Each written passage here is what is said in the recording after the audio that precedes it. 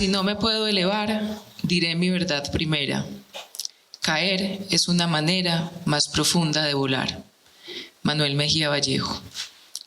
Esta es la cuarta de la hermosa selección de coplas que hizo Juan Luis. Para nosotros como familia es muy significativo que este homenaje al escritor Manuel Mejía Vallejo en su centenario se haga en el marco del High Festival, uno de los eventos culturales más significativos del planeta y que lleva tantos años recordándonos la delicia que es la cultura desde los libros expandidos a la vida en tantas expresiones culturales como nos presenta año a año. Que sea en Jericó, tierra donde nació el escritor, ese asombroso padre que tengo la fortuna de haber tenido, es muy gratificante. Que lo inicie este libro, Coplas de Amor Llevar, una selección realizada por Juan Luis que tanto le dio a AFIT, que con su fondo editorial lo publica bajo la dirección de Claudia Ivonne Giraldo, directora hasta el año pasado de este fondo y que tanto quiso a mi padre, nos parece sencillamente emocionante en este evento coordinado por la entrañable Biblioteca Pública Piloto. Mejía Vallejo escribía coplas, en general la poesía por placer y ejercicio y no porque pensara en ser el poeta que era. De las coplas, como lo dice Juan Luis en el prólogo, porque la vocación de la copla es volverse anónima, colectiva. Un día, al escuchar a un conductor decir una de sus coplas sin conocer al autor, Manuel escribió: «Ese día me supe pueblo». Con ello, reiteraba la opinión de don Manuel Machado. Hasta que el pueblo las canta, las coplas, coplas no son. Y cuando las canta el pueblo, ya nadie sabe el autor. Esperemos pues que ese día en el que las coplas se las sepa el pueblo llegue pronto y que las cantemos nosotros, cosa que le habría gustado al autor. Ahora la indispensable nota parroquial. Quiero invitarlos a que estén muy atentos porque desde ahora hasta abril de 2024 oficialmente vamos a estar disfrutando de la vida, obra y legado de este maestro y los necesitamos a todos y cada uno de ustedes para que nos ayuden a que esta celebración tenga el eco que un legado como el de Manuel Mejía Vallejo se merece. Uno se muere cuando lo olvidan, recordémoslo. Va a ser emocionante. Nos vemos. Ahora sí, lo bueno, oír hablar a Juan Luis y Claudia Ivonne. Muchas gracias.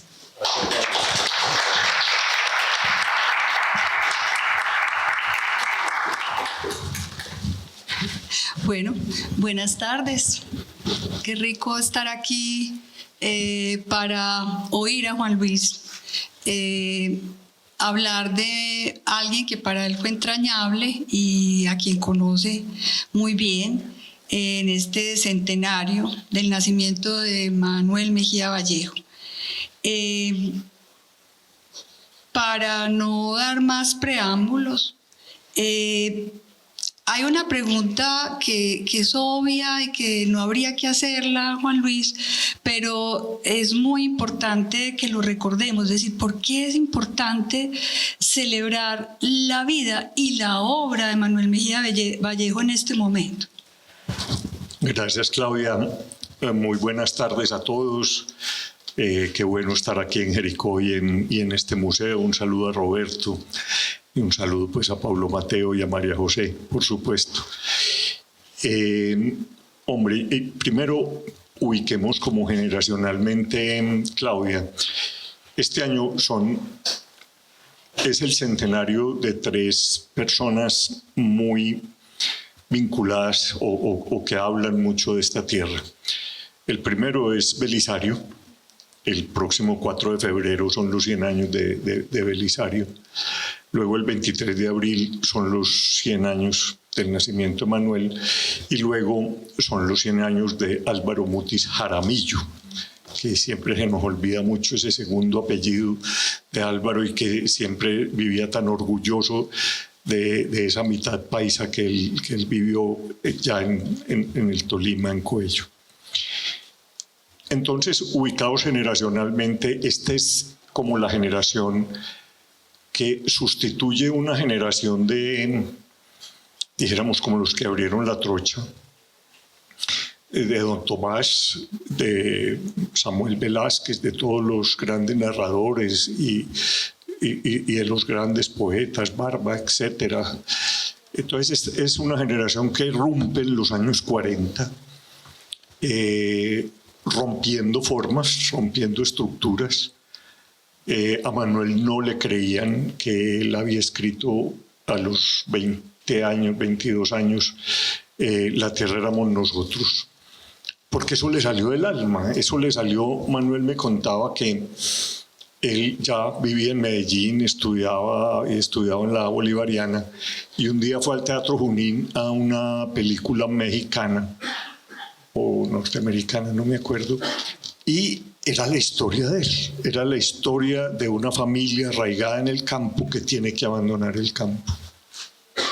Y Manuel salió del teatro y fue a Bemogú, que era la papelería que quedaba ahí en Colombia con Sucre, creo.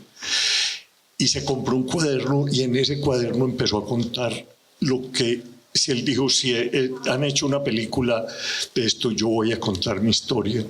Y él se sustituye ya por Bernardo y escribe, y le nace del alma. Todo el mundo decía, no, eso no lo escribió Manuel, eso lo escribió José Manuel Mora Vázquez, su tío político, casado pues con Jesucita. Y era sorprendido de que hubiera alguien que viniera a renovar las letras. Y luego Manuel va a ser parte de esa generación de la violencia.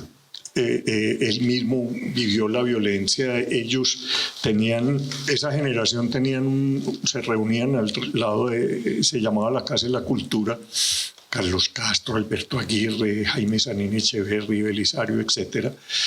Pero después del 9 de abril la cosa se puso muy dura, y a Manuel le tocó irse al exilio, primero a Venezuela con Guillermo Angulo, su amigo, y de Venezuela le tocó la otra dictadura, la de Marcos Pérez Jiménez, y le tocó irse, y entonces se va en busca de Barba Jacob a Centroamérica.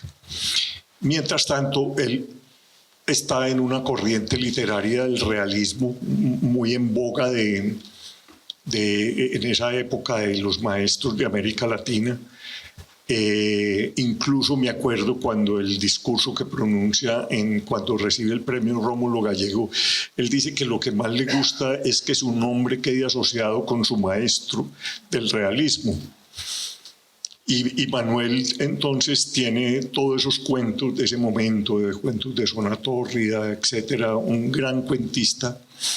Él diferenciaba el cuento de la novela. Él describía que el cuento era un puño cerrado, muy pocos personajes, una sola acción, etcétera, y él era un maestro en ese puño cerrado. Y luego ya, incluso hay una cosa muy interesante. Generalmente los cuentos se convierten en novela. En cambio, en Manuel, el día señalado, la novela se convierte en cuento y después en película. Y él está en todo ese momento ya de los años 60. Él, además, es una cosa muy, muy graciosa, en el año 63, en enero del 63, entonces hace, ¿cuántos? 50 años, 60 años. Él estaba emparrandado en Jardín, y estaba manejando un guayabo, y de pronto envían a tocarle la puerta. Manuel, que ganó el premio Nobel. Y entonces, no dejen de molestar, que tengo mucho guayabo otra vez. Manuel. Bueno, ya al fin y al cabo, y resulta que era el Nadal. Pero bueno, mientras llegaba la noticia de Madrid a Jardín, pues bueno. Y me dejas contar otra anécdota. Claro. Entonces, cuando Manuel, entonces doña Jesucita, que era una maravilla, la mamá de Manuel de aquí de Jericó, reina de los Juegos Florales de 1914. Ahora me cuenta Roberto que van a renacer los Juegos Florales, y ella fue reina de los primeros Juegos Florales. Después, en los que se hicieron en los años 70, volvió a los Juegos Florales. Y entonces, cuando supo que Manuel iba para Madrid a recibir el premio Nadal, le dijo: ay, mijo, ya que vas para Europa, ¿por qué no pasas por Pompeya? Porque la vocación de la familia toda la vida ha sido la Virgen de Pompeya. Tráeme una Virgen de Pompeya. Manuel se fue para Madrid y ya se había bebido la mitad del premio y se acordó de que tenía que ir a Pompeya a traerle a la Virgen a la mamá. Y bueno, al fin llegó a Pompeya. Y llegó y dijo, vengo a comprar la Virgen de Pompeya. Y le dije, ¿la Virgen de Pompeya? Eso no existe. Como que no existe. Y yo, no, esa imagen no existe. Y entonces Manuel regresa con ese problema teológico. Yo, ¿cómo le voy a decir a mi mamá que la Virgen de Pompeya no existe? Bueno, recibieron a Manuel toda la rumba, la cosa, y Manuel sacándole el cuerpo al momento, a la hora decisiva, hasta que ya llegó, bueno, mamá, y te tengo una mala noticia. ¿Qué pasó, mijo? Y le dije, ¿cómo te parece, mamá, que la Virgen de Pompeya no existe? Y me dijo, no jodas. No existe hija de milagros, esa sí es una berraca, esa es una berraca. Entonces, Manuel, ya en esos años 60, él empieza a entrar, dijéramos, porque es desprenderse, dijéramos, de esa narrativa latinoamericana muy del campo, y había que entrar al urbano. Entonces, incluso los títulos de las novelas de Manuel son muy significativos, ¿no es cierto? Al pie de la ciudad, pie de la ciudad. Y ese ciclo lo va a cerrar Aire de Tango. Aire de Tango es como la novela bisagra es una novela urbana, pero con reminiscencias. Ya existe Balandú, ya se ha creado Balandú. Ya Manuel, a partir de entonces, va a crear otro mundo, y es el segundo opus de Manuel, que es para mí la gran obra de Manuel, porque él, como los grandes escritores, crea un paisaje, crea un pueblo, crea un linaje que son los herreros, y ya a partir de entonces Manuel entra hasta el final a narrar ese linaje en ese paisaje. Y crea Balandú. Balandú de alguna manera es como un intermedio entre Jericó y Jardín, pero es esa evocación y es esa gran literatura. ¿Y por qué se devuelve de algo que en ese momento estaba pues como en el boom, que era lo urbano? Yo creo que él se siente agotado, ¿sabes? Sí. Y que él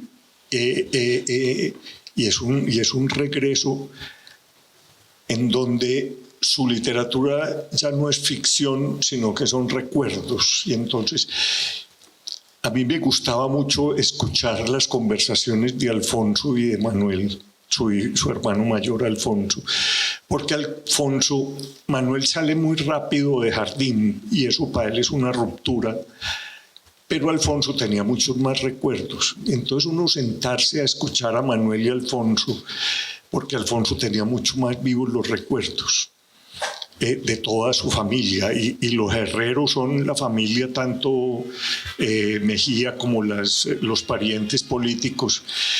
Y Manuel lo que hace en su último momento, en su última época, es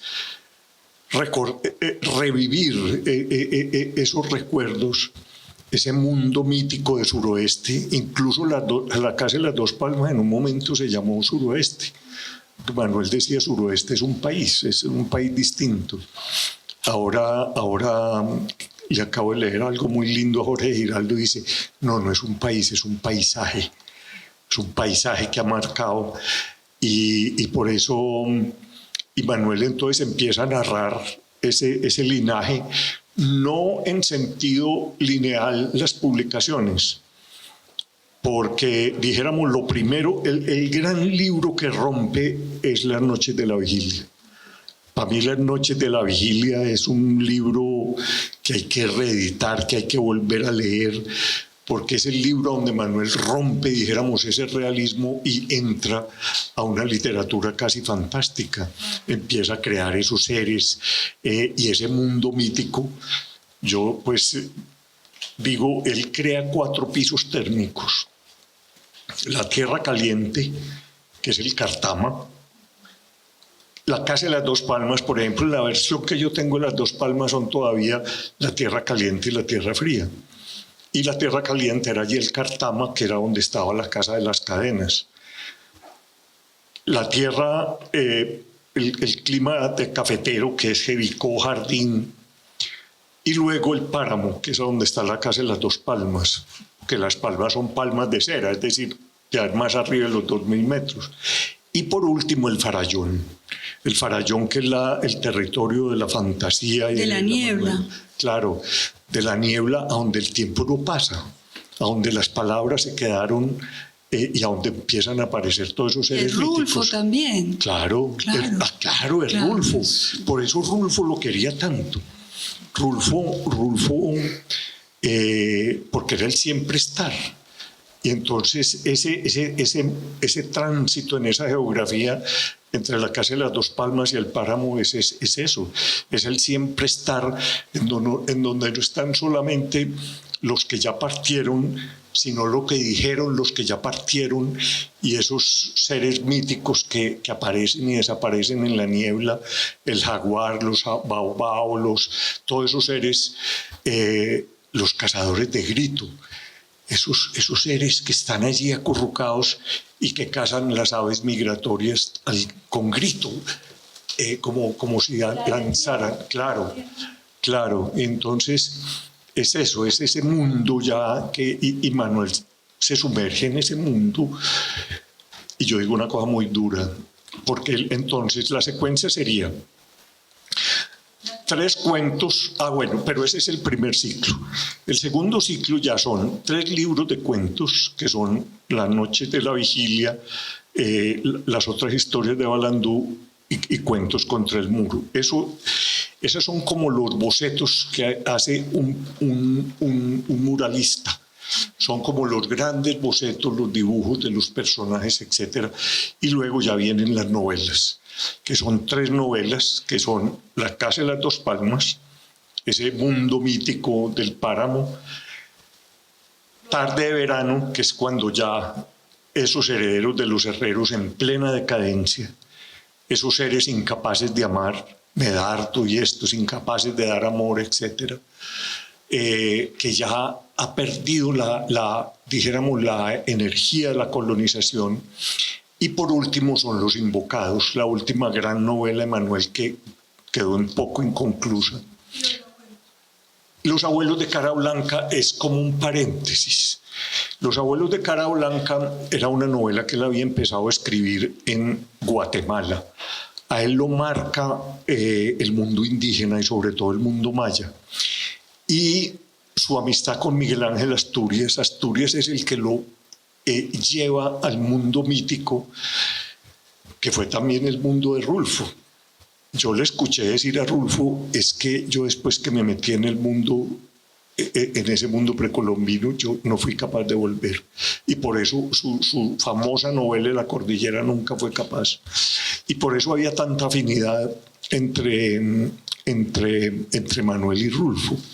Incluso hay una anécdota, estaban en México, Manuel y Dora Luz habían ido con la delegación de Belisario a una de esas visitas y entonces había una comida de escritores.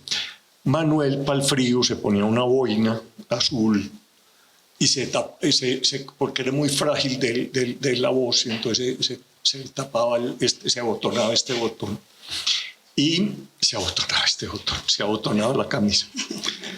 Y entonces García Márquez le dice, ya cuando estaban pues todos ahí, y le dice, Manuel, quítese esa boina tan fea.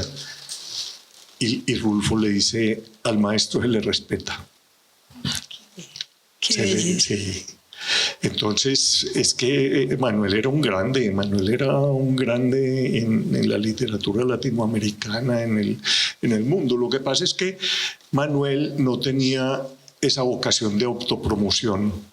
Manuel... gracias a Dios. Sí, gracias a Dios. Gracias a Dios. Entonces él, a pesar de que era una figura de la literatura que se le respetaba, a nosotros nos tocó una vez, esto es año 1983, octubre, y está la Feria de Frankfurt. Y dentro de la Feria de Frankfurt, entonces hay un coloquio de escritores latinoamericanos, y Lamón y yo estábamos en la feria y nos encontramos la Feria de Frankfurt es una cosa, eso es aterrador, porque son todos los libros, todas las editoriales, bueno, eso es la Torre de Babel. Y de pronto la Mona y yo nos encontramos con Manuel en un puestecito tomando cerveza y comiendo salchicha. Entonces la Mona le pregunta: Manuel, ¿y vos cómo haces para pedir? Chica, el jericuano es el idioma universal, el jericuano es... Entonces, y se había escapado de una de esas sesiones, de esas cosas, pues, de los escritores. Pero había una sesión con unos escritores alemanes, pues, muy activistas, muy de izquierda. Y entonces les pegó una jugada a todos los que estaban ahí, a todos los que estábamos ahí de Latinoamérica, que estábamos haciendo ahí, que lo que había que estar en la guerrilla con un fusil, con el compromiso político, porque, bueno, toda esa cosa de los años 70, 80. Y entonces termina pues el hombre esa diatriba tan espantosa y se para Manuel. Y le dice: maestrico, están traduciendo bien, ¿no es cierto, maestrico?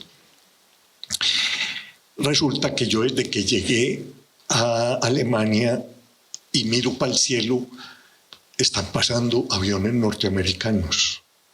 Y cuando veníamos en tren, nos cruzamos de Berlín a Frankfurt con un convoy del ejército norteamericano. Y yo salgo a la calle y lo que veo son soldados americanos. Estábamos pues en Alemania Occidental y la presencia norteamericana era evidente. Entonces, maestrico, el que le toca coger es un fusil es a usted. Yo nunca he visto un marine en Colombia, nunca. En cambio aquí salgo a la calle y ahí están. Y entonces eso se armó una cosa, porque el tipo tenía una voz, Manuel era una voz, y para los críticos extranjeros, Manuel era un referente. Es que por eso es tan importante que conmemoremos estos 100 años, porque son los 100 años de un grande. Lo que pasa es que los paisas tenemos la tendencia de que a nuestros grandes hombres los volvemos anécdota. Y como Manuel se prestaba y le gustaba, a Manuel le encantaba, era esto, lo popular, obviamente con un roncito. Y era un personaje. Pero él se alimentaba era de lo que oía. Era muy curioso porque él bajaba pues los miércoles a la Piloto al taller. Y él era muy puntual. Manuel era, por más prendido, por más, él era puntual. Y llegaba siempre para las 4. Pero a veces llegaba un poquito tarde. Y entonces yo le decía: Manuel, ¿qué te pasó? Me dijo: es que venía en el bus de Estados Unidos y la pareja de atrás estaban echando una historia que yo no me podía bajar sin saber cómo terminaba eso. Entonces, ese era Manuel, ¿no es cierto? Y entonces lo volvimos anécdota, y como todos nos enrumbamos con él la noche en que yo me enrumbé con Manuel. Entonces nos hemos ahorrado la tarea de leerlos. Exacto.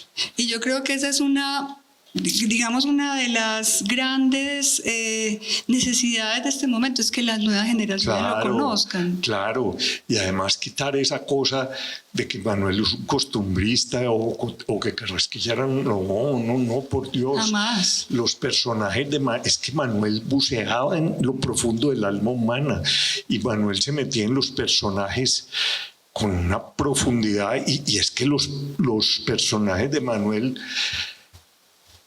porque a veces con una sola frase, que era esa cosa, porque sobre todo al final ese ahorro del lenguaje que tenía Manuel, es muy interesante de los manuscritos, como él era ya al final, él ya no escribía, sino que insinuaba, y el lector era el que tenía que terminar y generar toda. Por eso a veces en esa última parte es un poco difícil, pero con una sola frase definía un personaje. que son personajes de este suroeste, porque son personajes atravesados. Cada uno de los personajes de Manuel es un mundo atravesado. Los que eran incapaces de amar, Medardo, por ejemplo, uno enamorado de esa mujer tan hermosa, ciega, pero Medardo era incapaz de dar amor y por eso su errancia, o Enrique, que queda tocado por la guerra de los 1000 días y bueno, todos son personajes atravesados, o Ernesto, pues el personaje... Hombres atravesados. Hombres y un poco mujeres. Y un poco mujeres. Hay mujeres también, y mujeres también muy... Mira, por ejemplo, en Tarde de Verano, que ya aparentemente que no pasa nada, que ya es el pueblo en la decadencia, que él lo define muy bien. A las 8:20 el reloj daba a las 8. Aquí ya todo es modorra, ¿no es cierto? Todo, pero incluso él quiso hacer un gran... A ver, él tenía muchos proyectos. Por ejemplo, Aire de Tango iba a ser una trilogía. El primero iba a ser, fue Aire de Tango, pero él después quería hacer Aire de Bambuco, porque él se quedó con la gana de hacer la gran novela El Café. Hay una gran cosa en Colombia que, salvo las novelas de Osorio Lizarazo, en Colombia, que es el gran productor de café, pero no hay la gran novela del café. Hay la gran telenovela del café, pero no la gran novela del café. Y Manuel quiso escribir una gran novela del café, que iba a ser Aire de Bambuco, y una más de Tierra Caliente, que iba a ser Aire de Cumbia. Pero bueno, eso se quedó, porque a él los herreros lo devoraron, a él los herreros se lo llevaron, él se consagró a lo último en describir ese mundo. Y hay solamente para que vamos cerrando como este ciclo, podamos hablar de las coplas. Ellos dos, yo digo Mario Escobar y Manuel, que son de esta tierra, el uno de Támesis, el otro de Jericó, hacen como en toda su obra como una abdicación, una renuncia a ese protomacho, en donde se forjan esas otras novelas de formación, pues como las primeras novelas de violencia, y renuncian con una sabiduría preciosa. Yo creo que algo de lo que hay que rescatar es eso, es decir, cómo Mario renuncia, su personaje, Alain Calvo, renuncia a la cacería, renuncia a no ver a las mujeres y amarlas de otra manera, y lo mismo pasa en estas otras novelas del final de Manuel.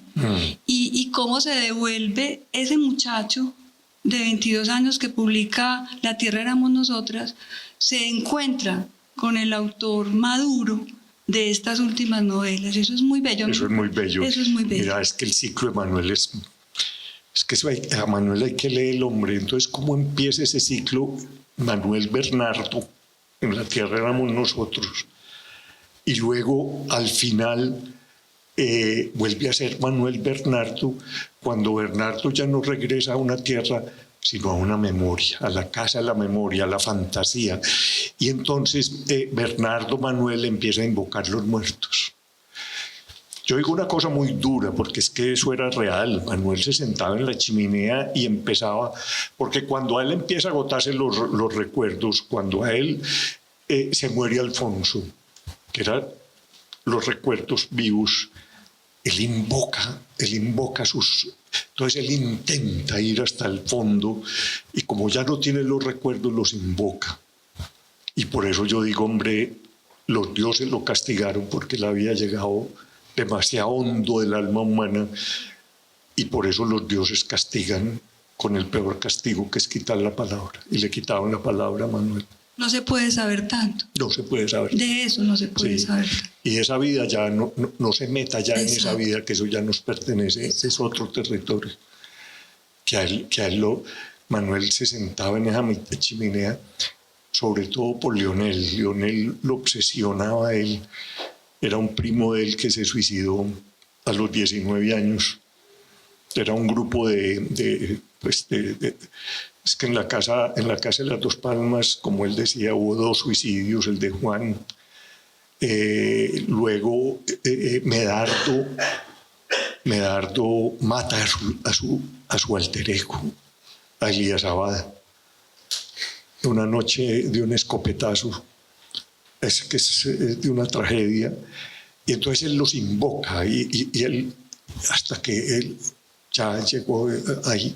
Pero fíjate, es que se cierra todo el ciclo de la tierra éramos nosotros, además ese nombre tan evocador, que era eso, es que no somos un país, somos un paisaje. La tierra éramos nosotros, y termina invocando en esa casa que tuvo esplendores, decadencias, incendios. Y un poco somos todos eso. Todos somos eso. Sí. Todos somos eso, y eso era. Y otra cosa maravillosa de Manuel, yo voy a ver si tengo tiempo de escribir, lo arraigado en el paisaje, que en eso se parece. Ve, cuando él termina la primera versión de La Casa de las Dos Palmas, y nos la pasa a Dora Luz, y a mí Dora Luz pues fue su gran lectora, nos pareció que de alguna manera se asimilaba a Hace tiempos, la última novela de Carrasquilla, La Tierra Fría, La Tierra Caliente, y entonces él reescribe la casa y ya La Casa de las Cadenas queda pues como, ya hace un opus, pero el conocimiento de la naturaleza, eso sería muy lindo hacer, como porque cada descripción. Y ahora pues que vamos a tocar el tema de la poesía, porque él en la prosa se contenía de lo poético, a él se le salía la poesía y tenía que hacer esto. Incluso en los manuscritos se ve muy bonito como él le quita frena.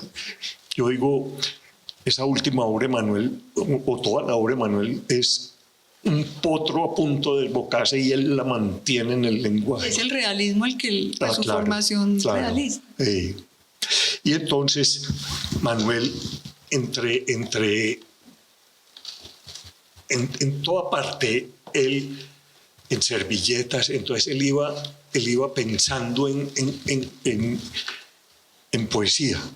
Entonces Manuel tenía estas hojitas o en servilletas, y bueno, yo digo que la letra de Manuel era como de fórmula de médico de antes, ¿no es cierto?, que es ilegible.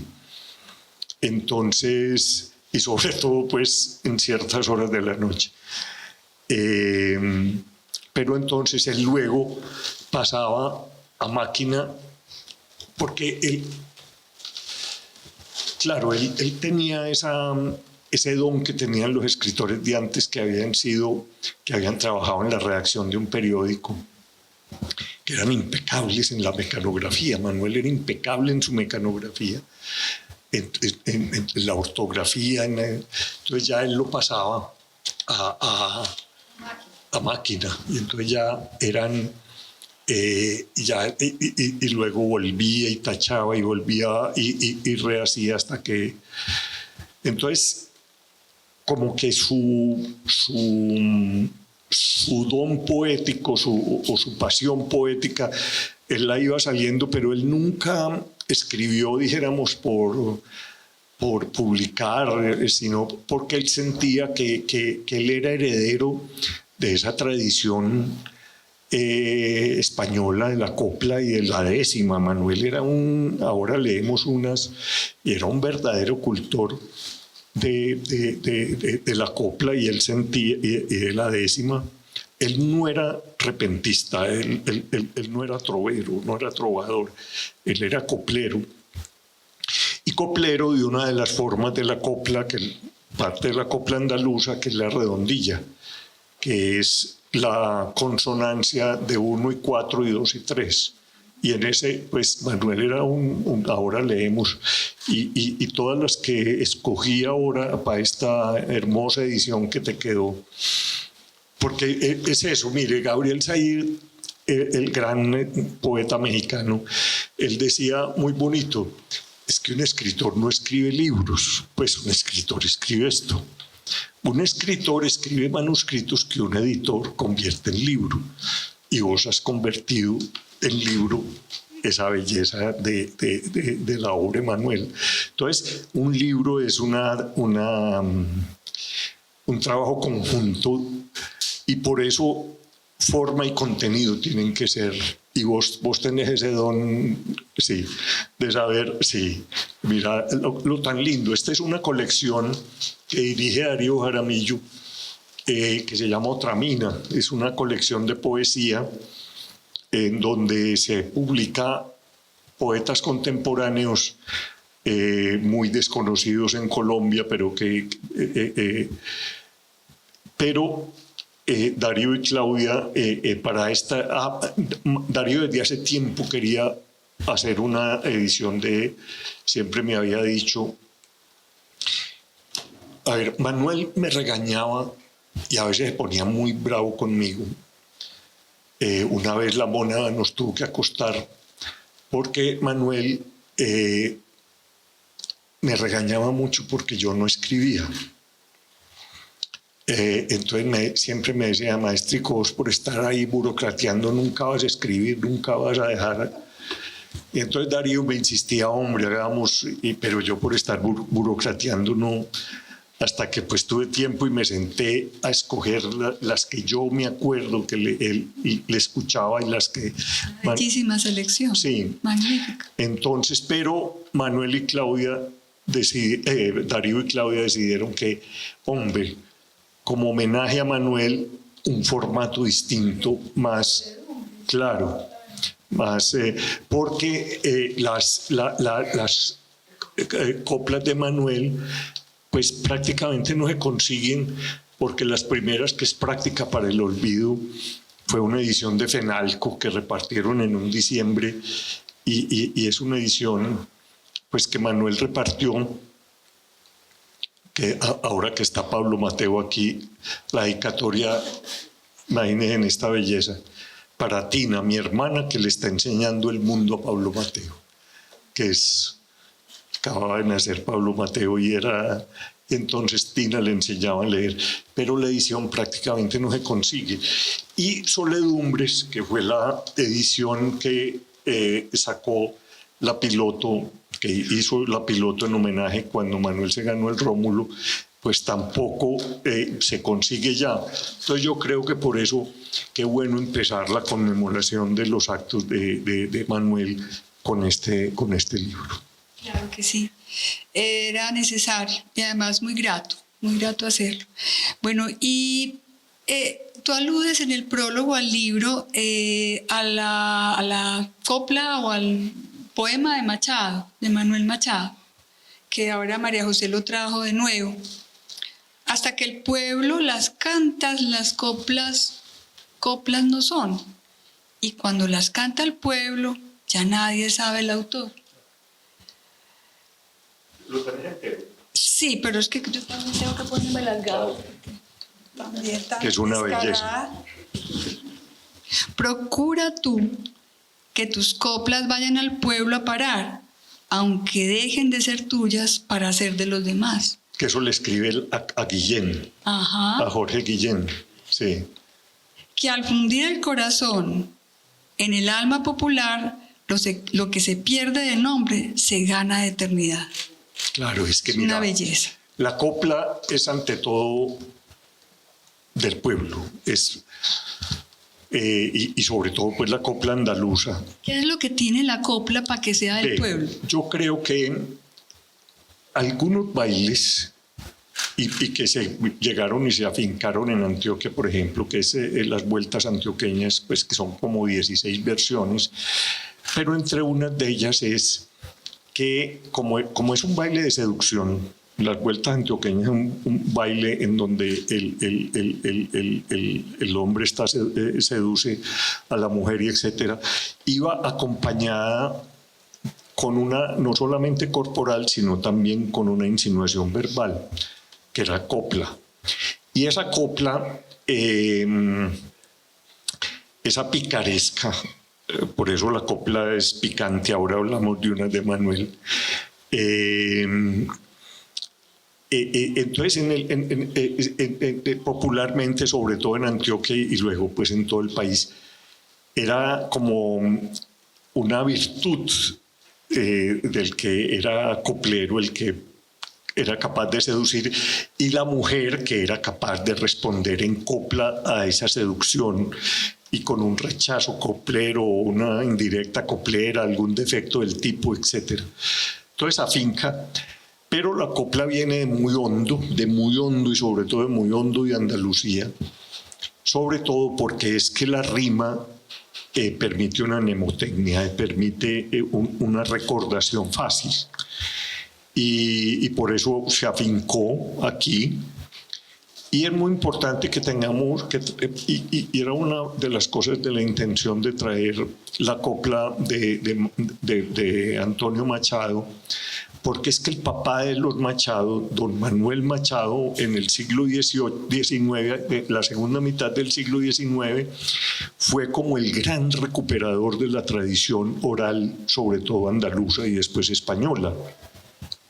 El primer gran folclorista español fue el papá de los Machado.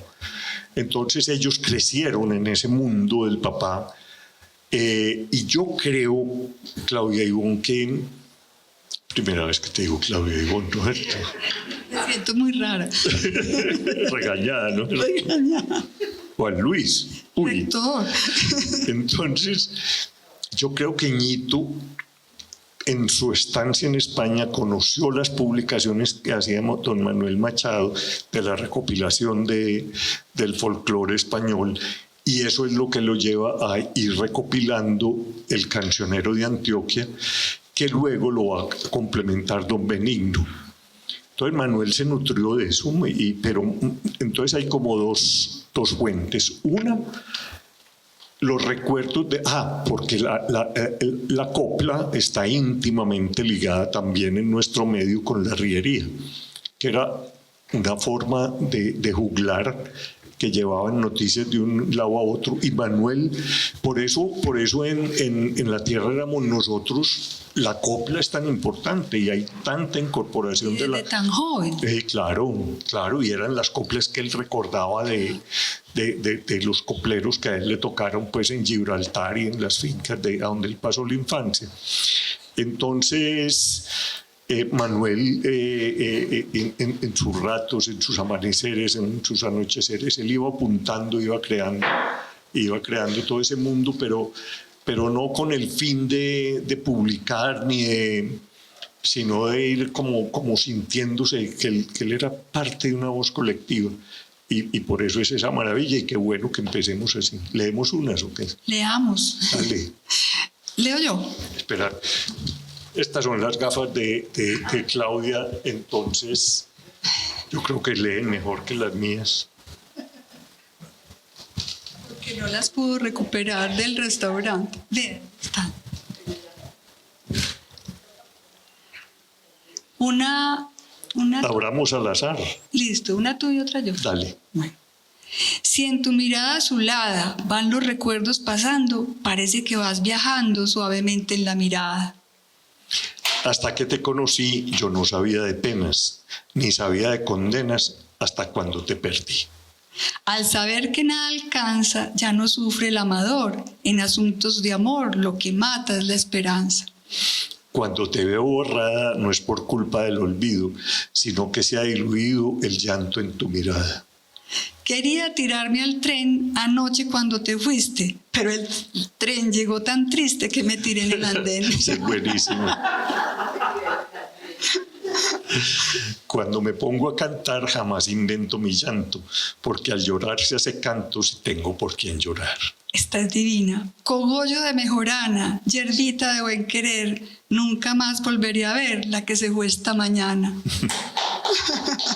Esta que yo siempre le pedía que la repitiera. Tal vez porque comprendía que nuestro amor se había roto, hoy noté triste la foto que siempre me sonreía. Eso es divino. Y antes, cuando te enojabas, sabía que era por mí. Ahora que no te enojas, solo sé que te perdí. Un barquito de papel pinté tras de tu retrato. Después de buscarte un rato, noté que zarpaste en él. Más allá ladran los perros a la luz de luna llena, más acá zumban mi pena vientos bravos de los cerros. Al saber que nada alcanza, ya no sufre el amador. En asuntos de amor lo que mata es la esperanza. Esa es una regla de oro. Un barquito, allá. Una que no hayas leído. Para colmo de mis males, compruebo que si trasnocho, con tu amor llegan a 8 los pecados capitales. Por loco a mi corazón lo encerraron en el pecho, pero aún de trecho en trecho recupera la razón. Una campana cayó cuando doblaba tu muerte, y el silencio fue tan fuerte que tu muerte lo escuchó. Ojos de uva madura, labios de rojo entreabierto, senos de temblor despierto, culpables de mi amargura. Contra el mal de haber querido me dijeron que olvidara, hoy dijo que al que aconsejara que mi mal es el olvido. Corazón alicaído reposa con tu dolor, tanto ha sufrido el amor que ya merece olvido. Cuando me da por amar, fracaso con mi labor, pero el fracaso es mayor si me da por olvidar. En los leños consumidos van mis amores pasados, y en los humos dispersados van al viento mis olvidos. Corazón alicaído, reposa con tu dolor, tanto ha sufrido el amor que ya merece el olvido. Una campana cayó cuando doblaba tu muerte, y el silencio fue tan fuerte que tu muerte lo escuchó. El que más me gusta. ¿Qué horas son? Ya vamos a terminar. 3. Entonces vamos a terminar. Él tenía... Esto es la mejor parte. Esta es la mejor parte. No, pero él dejó otro libro, pero lo que se llama el folclore prohibido. Se llaman Las coplas para que me lleve el diablo. Voy a tratar de leer, escoger algunas pintonas. Un toro se hizo castrar por 2 razones grandotas. Le estorbaban las pelotas cuando quería tirar. Tan contento como estaba mi pajarito en tu nido, tan triste ver que se ha ido del nido donde cantaba.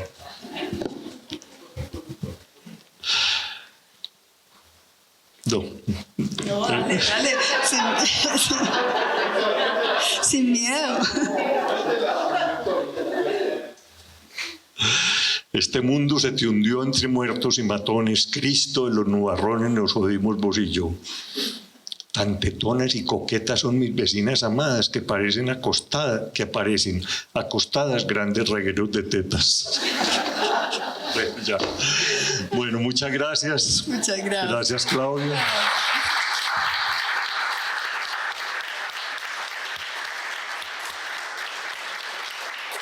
Y a leer a Manuel. A leer a Manuel. A leer a Manuel. Muy bien. Hay una pregunta. Dale. Buenas tardes. ¿Me escuchan? Sí. Primero, pero muchas gracias por por las anécdotas. Yo quería preguntar como algo a propósito, porque ustedes conocen tanto a Manuel. Y es uno de los personajes, yo creo que de todas las literatura que he leído, que no ha sido pues, demasiado, pero de la que he leído, me han impactado, es el padre del día señalado, el sacerdote. Y me impactó mucho porque era como si él, pues, yo decía, es como si él hubiera sido cura en otra vida, porque la jurisdicción que tenía, pues, como las disertaciones que hacía de Dios, de la vida, pues, como eso. Entonces les quería preguntar si, pues, cómo era la relación, si sabían cómo era la relación de Manuel con la fe. Pues él no era un hombre religioso, pero lo que pasa es que cuando Manuel creaba un personaje, él se metía en ese personaje. Porque para que un personaje sea verdadero, tiene que ser, tiene que sonar verdadero, y verosímil. Y entonces él hacía el esfuerzo de meterse en el... Te cuento una anécdota, por ejemplo, cuando Zoraida Vélez se enceguece, él tiene que pensar como una ciega. y él se tapaba los ojos, se amarraba un trapo en los ojos y caminaba por la casa, iba topetándose, etcétera, para saber cómo era eso de uno quedarse ciego. Entonces él, el cura, él se mete en ese personaje y es un personaje central. Y fíjate, es que no es solamente él, hay muchos curas en la obra, por ejemplo, Monseñor Herreros, que es uno de la dinastía del linaje Herreros, hijo de Efraín, y que llegó a ser pues monseñor, y también con toda su instancia y que es la forma de decir, hombre, a mí me gusta la religión, pero no la forma como la Iglesia hace la religión. Y por eso la distancia de Monseñor Herreros con el obispo, sobre todo después de las maldiciones a los herreros. Entonces era eso, Manuel se metía en el personaje para poder describir el personaje. Bueno, muchas gracias.